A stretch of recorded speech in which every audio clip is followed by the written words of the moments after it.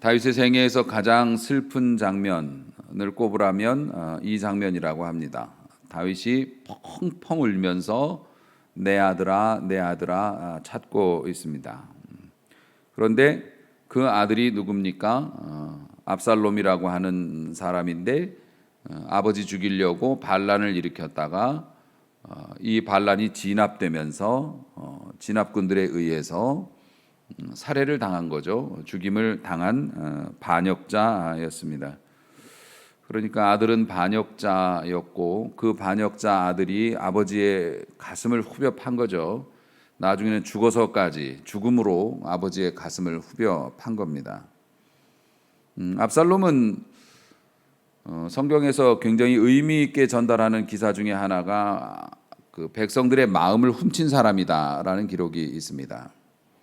압살롬이 아버지에게 반기를 들기 위해서 백성들의 인기를 얻어야 되기 때문에 아버지인 다윗 왕에게 재판을 받기 위해서 성으로 들어가는 사람들 사이에 서서 나한테 말하라고, 우리 아버지 바쁘니까, 뭐 이런 식으로 얘기해서 백성들에게 잘해줬습니다. 그래서 백성들이 압살롬을 되게 좋아했고 아버지에게로 갈 그 마음을 중간에서 훔쳤어요. 성경에서 이런 것들은 대단히 나쁘게 보죠.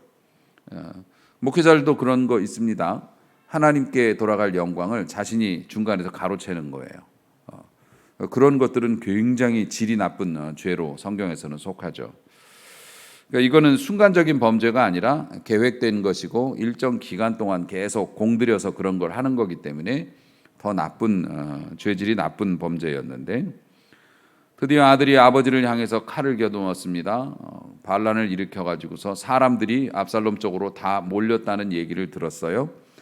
위대한 왕이었던 다윗은 목숨을 부지하기 위해서 주섬주섬 자기의 소지품을 챙겨서 그날로 궁을 떠나서 도망을 가는 장면이 나옵니다. 사무엘하 15장 14절 보면 다윗이 자기가 얘기해요. 예루살렘에 있는 모든 신하들에게 이르되 일어나 도망가자.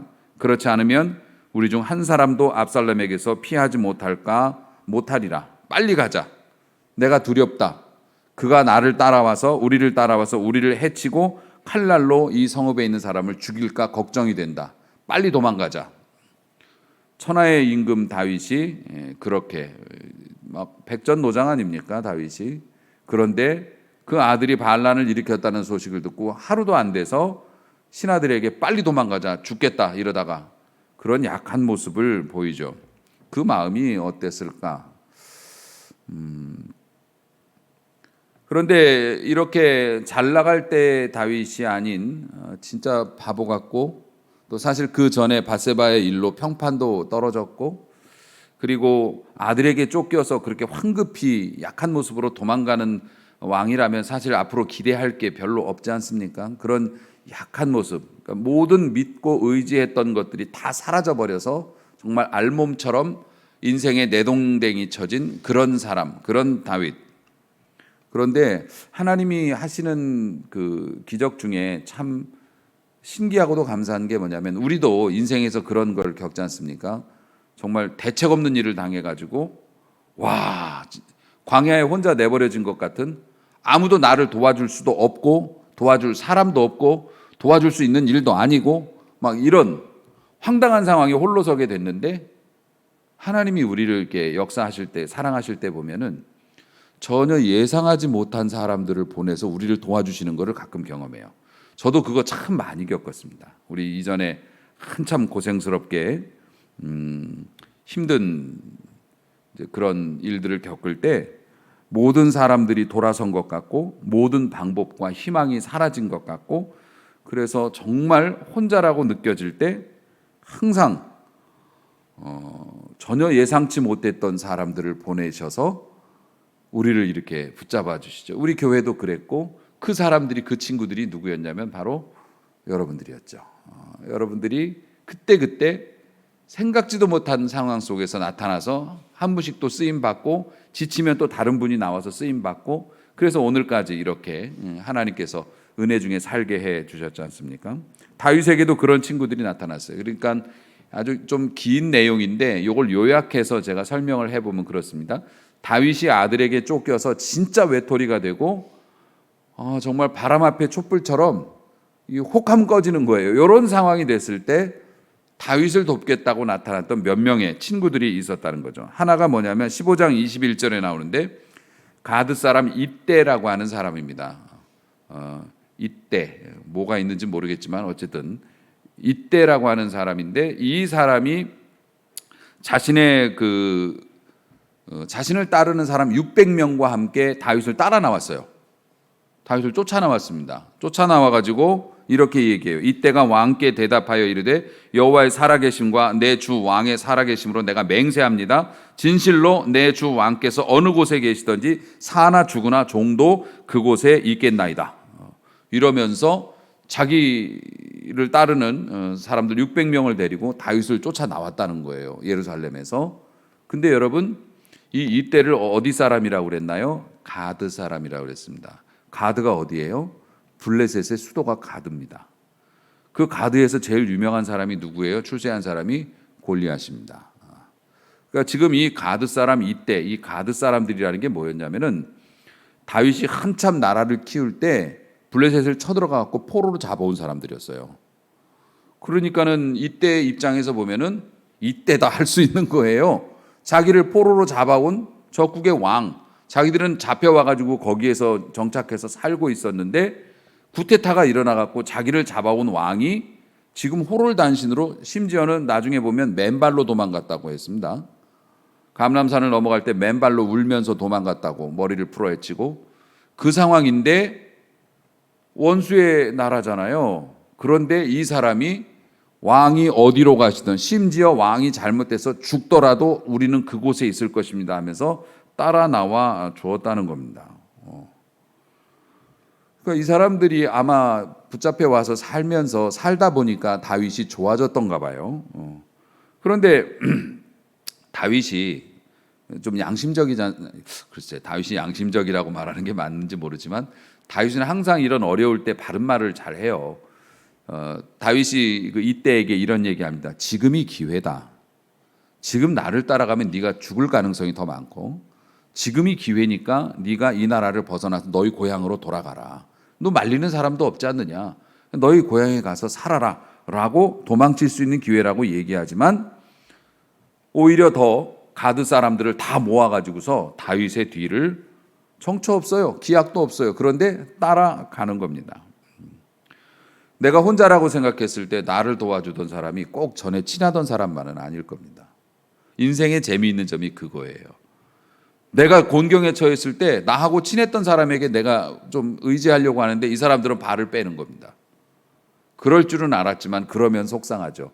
그런데 의외로 나를 도와주겠다고 나온 사람이 나하고 안 친한 사람이요.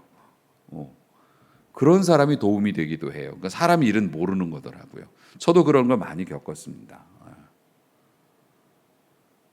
오히려 가드 사람이 나를 도와줄 수도 있다라고 하는 사실. 그러니까 우리가 희망을 버리지 말아야 하고 하나님이 하시는 일들 중에선 그런 일들도 비일비재하죠. 삶은 모르는 것이에요. 또 하나 다윗을 챙겨주었던 분 중에 하나가 그 제사장인데요. 사독하고 아비아달이라고 하는 제사장이 있어요. 그러니까 이분들은 뭘 했냐면 다윗이 그 예루살렘에서 탈출할 때 언약궤를 짊어지고 따라 나왔어요. 아시다시피 옛날 우리나라 임금님들은 옥새가 있어야지 이게 옥새가 정권을 상징하는 거고 당시에는 언약궤가 정권을 상징하는 거였어요. 정권의 정당성을 상징하는 거죠. 하나님의 언약궤와 함께 있다고 하는 거. 사독과 아비아달이 언약궤 담당이라서 이걸 메고 도망 나온 겁니다. 같이.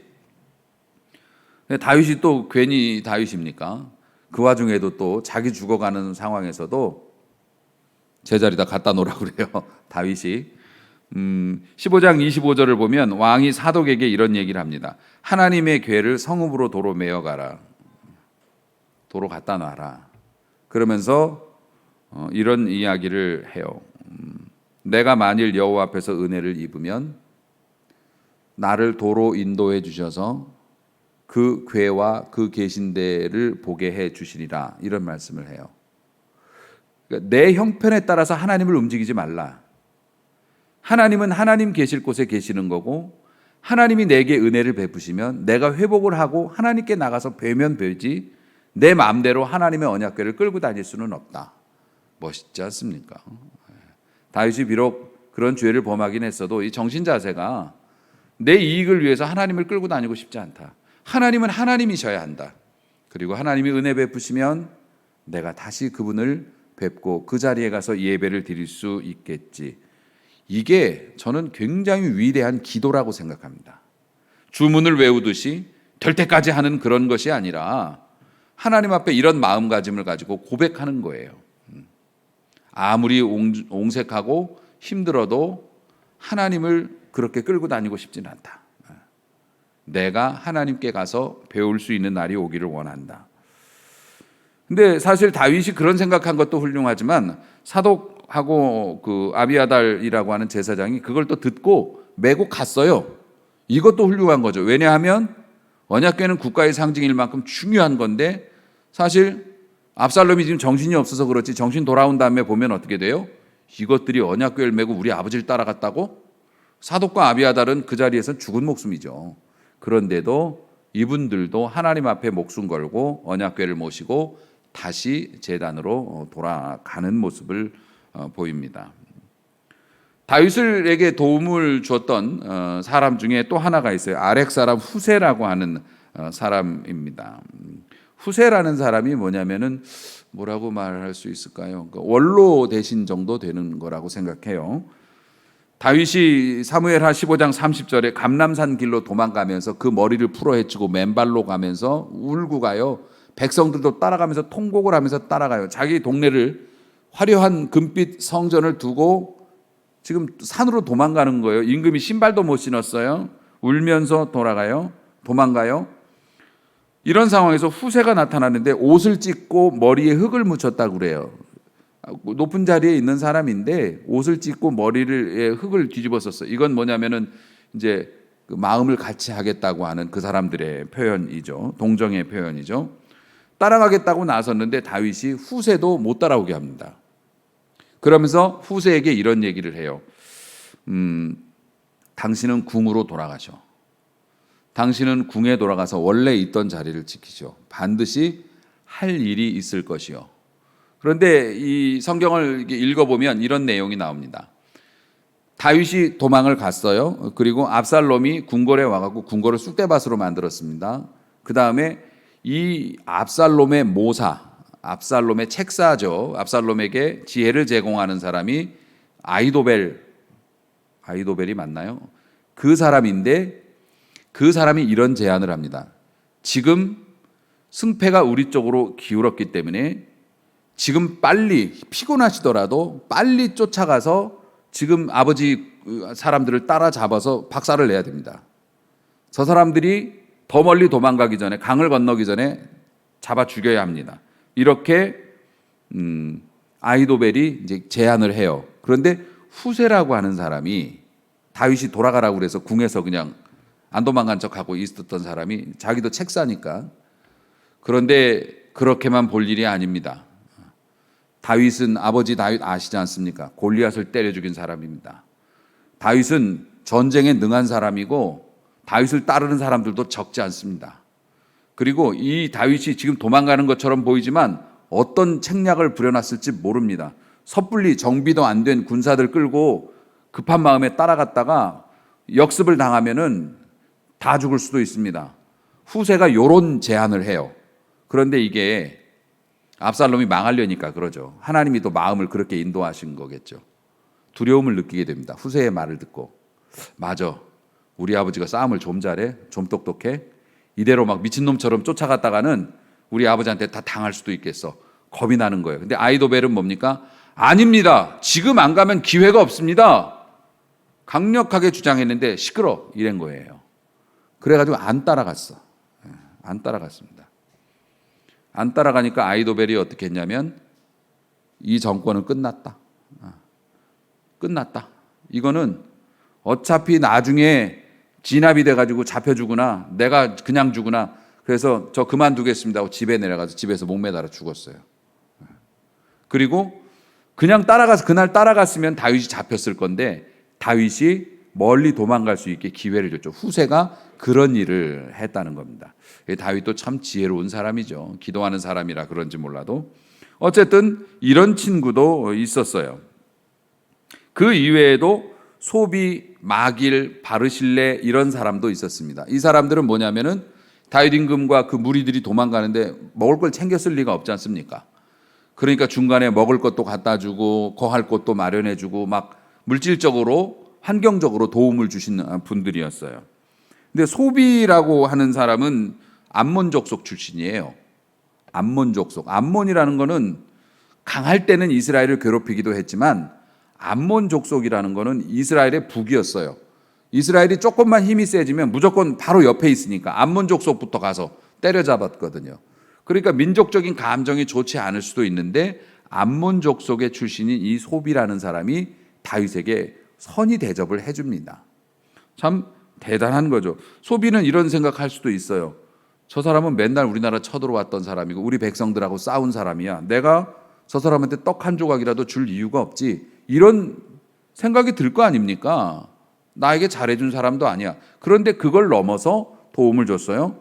마길이라는 사람이 누군 줄 아세요? 여러분, 마길이라는 사람 이미 들으신 이름이에요. 이거 마길이라는 이름을 어디서 들었냐면은 여러분이 무비보셋 얘기할 때, 그러니까 요나단의 아들 무비보셋, 절뚝발이 사울의 손자 무비보셋을 찾아내 가지고서 다윗이 자기 궁궐에 데리고 와 가지고 은혜의 식탁에 앉혔다는 말씀 우리 들었죠. 무비보셋이 도망가서 숨어 살던 데가 뭡니까? 로드발 암미엘의 집, 로드발 암미엘의 아들 마길의 집에 있었다고요. 그러니까는 이 마길이 누구냐면은 그 무비보셋을 감춰주고 같이 살게 해준 사람이에요. 그 황무지에서 이 오갈 데 없는 무비보셋을 받아서 같이 살 수 있도록 제공해 준 사람인데 그 사람은 무슨 핑계를 댈 수 있을까요? 나는 할 만큼 했어. 무비보셋도 내가 그렇게 챙겼는데 저 사람까지 내가 챙길 이유가 있나? 그런데 그런 이유를 대지 않고 이 마길이라는 사람도 나와서 막 온갖 것을 제공하면서 다윗을 도와줬어요. 바르실레라는 사람도 따라왔습니다. 바르실레라고 하는 사람도 이 다윗을 도와주는데 나중에 보면 다윗이 나라를 되찾고 나서 바르실레한테 그런 얘기합니다. 내가 당신한테 큰 은혜를 입었어. 당신 나와 함께 궁으로 돌아가서 나라를 위해서 일해 주시오. 그때 바르실레가 이런 얘기해요. 제 나이가 80입니다. 제가 이렇게 늙어가지고 뭔 일을 합니까? 저는 이곳에 그냥 있고 싶습니다. 그러니까 바르실레는 무슨 생각을 할 수 있을까요? 내가 이렇게 나이가 많은데 나 은퇴했어. 이제 내가 뭐 할 게 뭐 있어? 안 해도 되지. 다른 젊은 애들이 하면 되지. 그런데 팔을 걷고 나섰더라는 겁니다. 이런 사람들이 있었어요. 이런 분들의 도움을 받아서 결국에는 전세가 역전되죠. 아버지 다윗의 군대가 힘을 얻어서 전쟁을 치르고 결국에는 압살롬이 전쟁에서 패함과 동시에 그 요압 장군과 그 부하들에 의해서 나무에 매달린 채로 끔찍하게 죽임을 당합니다. 다윗이 그 소식을 전해 듣고 대성통곡을 하면서 내 아들 압살롬아, 내 아들 압살롬아 하는 울음소리가 궁 밖으로까지 퍼져나갈 정도로 대성통곡을 하면서 차라리 내가 죽었으면 좋았을 것을 울던 모습이 오늘 본문의 모습입니다. 근데 사실 오늘 본문을 보면은 전쟁에 나가서 이겼던 백성들이 돌아오면서 만세를 못 불렀어요. 임금님이 저렇게 슬퍼하니까 우리가 너무 심하게 했나? 우리가 잘못한 거야? 이러면서 얼굴을 가리면서 궁으로 돌아왔다, 성으로 돌아왔다고 해요. 원래는 뭡니까?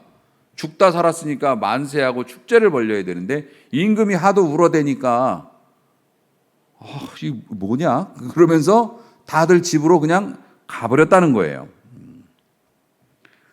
굉장히 위기 상황이었죠. 나중에 요압 장군이 다윗에게 그런 얘기를 하지 않습니까? 지금 하시는 모습으로 봐서는 임금님과 임금님의 부인들과 임금님의 자식들을 지키기 위해서 목숨 걸고 싸웠던 이 군인들이 다 죽고 당신과 우리들에게 칼을 겨눴던 당신 아들이 살았으면 당신 기뻐했을 뻔했습니다. 이런 얘기를 할 정도로 다윗이 정신을 못 차린 거예요. 그 아들에 대한 그 마음 때문에. 이렇게 정신 못 차리고 있을 때 사람이 슬픔에 사로잡히면은요, 큰 슬픔에 사로잡히면은 문을 걸어 잠굽니다. 사람이 되게 그래요. 문을 걸어 잠궈 들어가서 문을 잠궈 버려. 그래서 밖에 사람도 못 들어오게 하고 나도 못 나가. 그러니까 말로는 기도할게요, 노력할게요, 뭐 이렇게 노력하는 흉내도 좀 내보고 사람들도 만나려고 하지만 진짜 큰 슬픔에 빠진 사람들은 자신의 그 방 안에 스스로를 잠굽니다. 그래서 스스로의 힘으로 못 빠져나와요. 그때는 사실 목사님도 힘들어요. 그렇게 마음 닫아버리고 자기가 만든 방에 스스로를 가두어버린 사람은 목사님도 목사님 나한테 설득하러 오는 거잖아요. 맨날 이런 식이거든요. 그러니까 목사님도 경계를 풀기가 어렵습니다. 그때 제일 필요한 게 누구냐면 그때 진짜 친구가 필요한 거죠. 친구는 그걸 또 비집고 들어갈 수 있는 게 친구예요. 아무렇지도 않게 접근할 수 있는 게 친구고, 그러니까 친구가 없는 사람들은 되게 불행한 거죠. 다윗에게 마지막으로 친구 노릇한 사람이 있었습니다. 나중에는 뭐 좀 안 좋게 끝나긴 했지만 그 당시에는 그랬어요. 요압 장군이었습니다.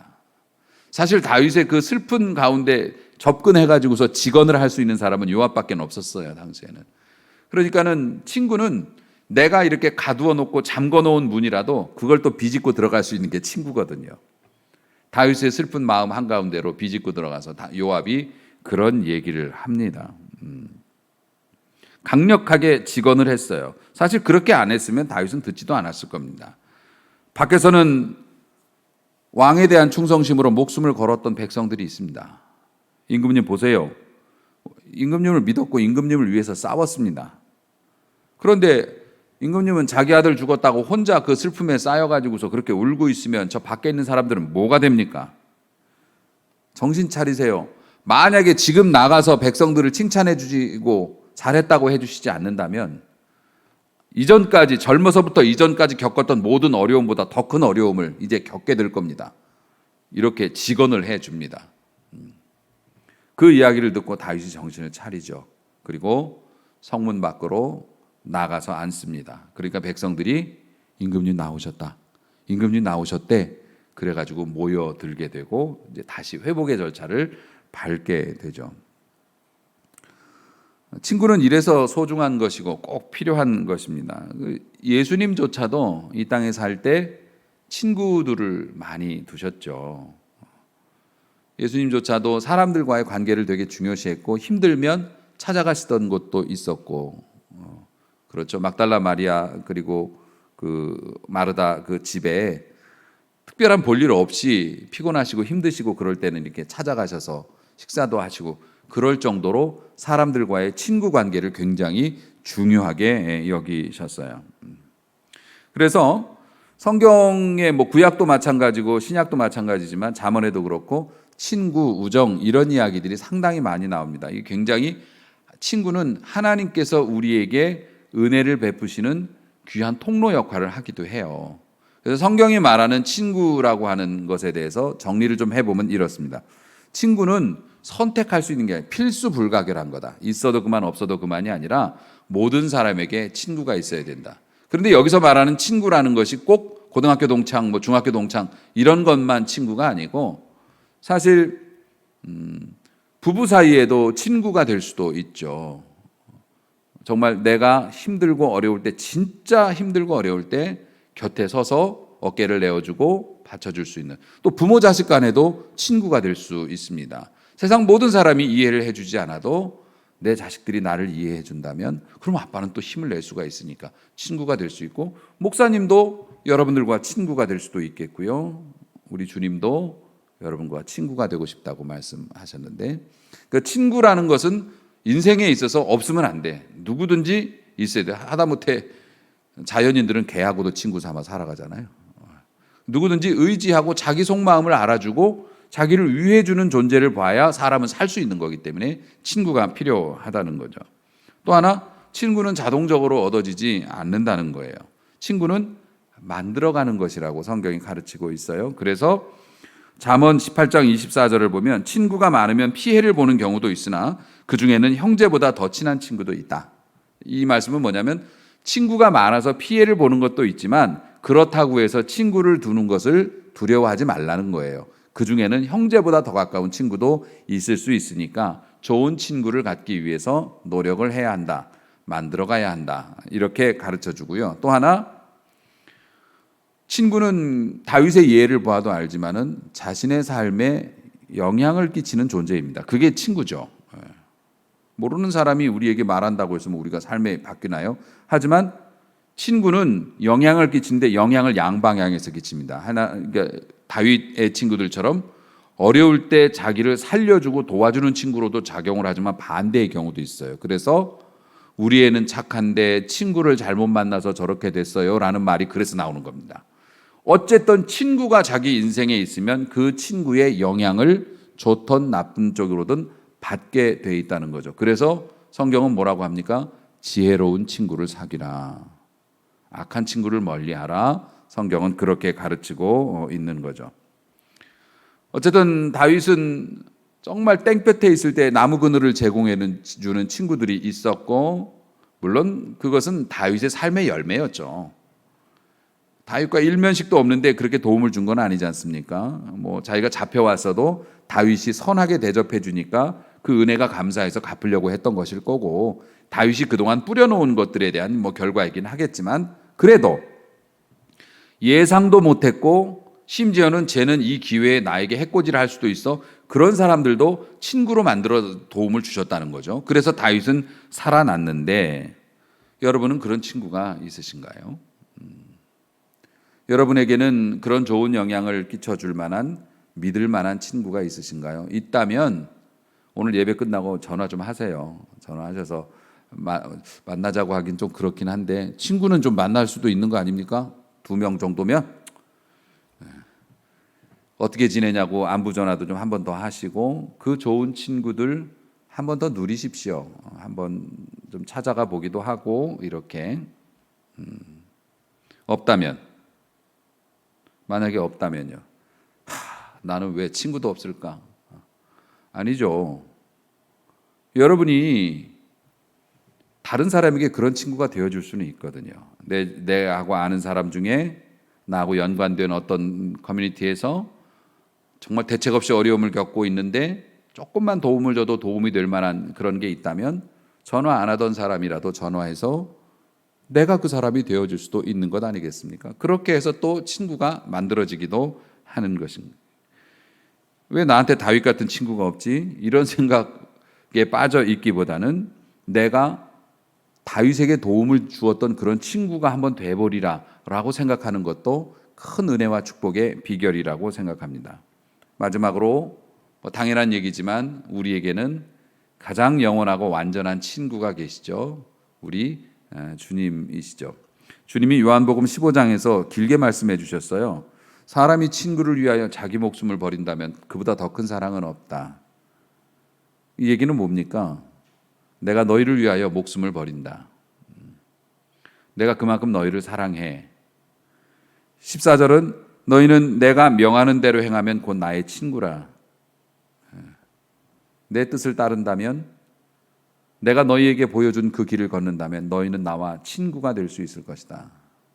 친구는 어떤 관계가 친구인가요? 이익을 초월하는 관계가 친구지 않습니까? 나에게 손해가 나도 친구면 어떻게 해요? 심지어는 목숨도 걸어요, 같이. 원래는 살 수 있는데 네가 이렇게 가기 때문에 너를 돕기 위해서 나도 죽을 수도 있는 길로 들어간다. 이게 친구 아닙니까? 이해관계를 초월하는 게 친구니까. 예수님이 말씀하셨어요. 내 길을 행하는 자는 나와 친구가 될 것이다. 15절 보면 이제부터 너희를 종이라 하지 않을 것이다. 종은 주인이 뭘 하는지를 모른다. 물어볼 권리도 없고, 너희를 친구라고 내가 여겼으니까 내가 내 아버지 하나님께 들은 것을 너희에게 다 알게 해줄 것이다. 기도해봐라.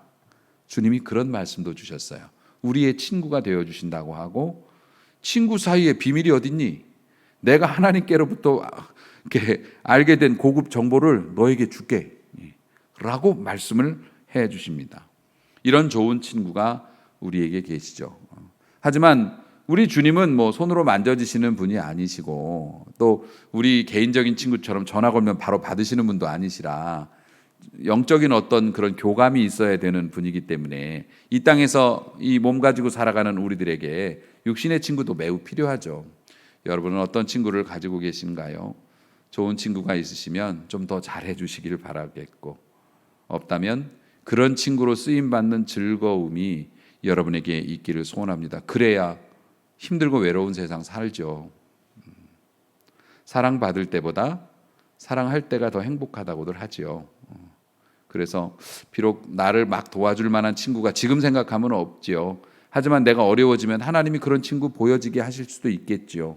하지만 그보다 먼저 외롭고 힘든 세상에서 함께 살아가는 내 곁에 소중한 사람들에게 좋은 친구로, 성경에 나오는 다윗을 도왔던 사람들처럼 여러 가지 하기 싫은 이유도 있지만, 마땅한 이유도 있지만, 그걸 뛰어넘어서 좋은 친구로 우리가 먼저 다가가 본다면 하나님께서 우리에게 마음의 평안도 주시고 기쁨도 주시고 또 묵혀졌던 문제의 이 실마리를 푸는 은혜의 일도 허락해 주시고 축복도 내려 주실 줄로 믿습니다. 우리 주님처럼 좋은 친구로 여러분들이 살아가는 은혜가 있기를 주님의 이름으로 축원합니다. 기도하시겠습니다.